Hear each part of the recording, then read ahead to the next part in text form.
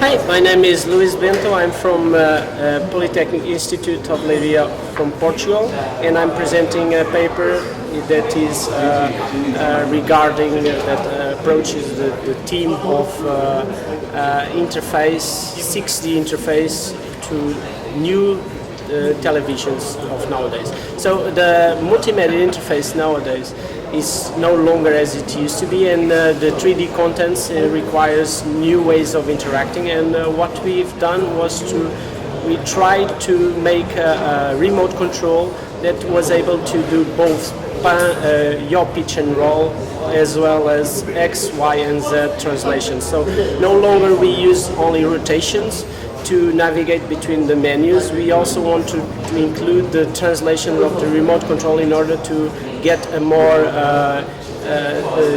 quality of experience from the user. We tested against several state-of-the-art sensors in order to get the overall performance of our method, and the performance was quite good, and the user interface and the user experience was improved, and the navigation was, in a matter of speaking, rather smooth, rather than using just hair mouse as they used to know.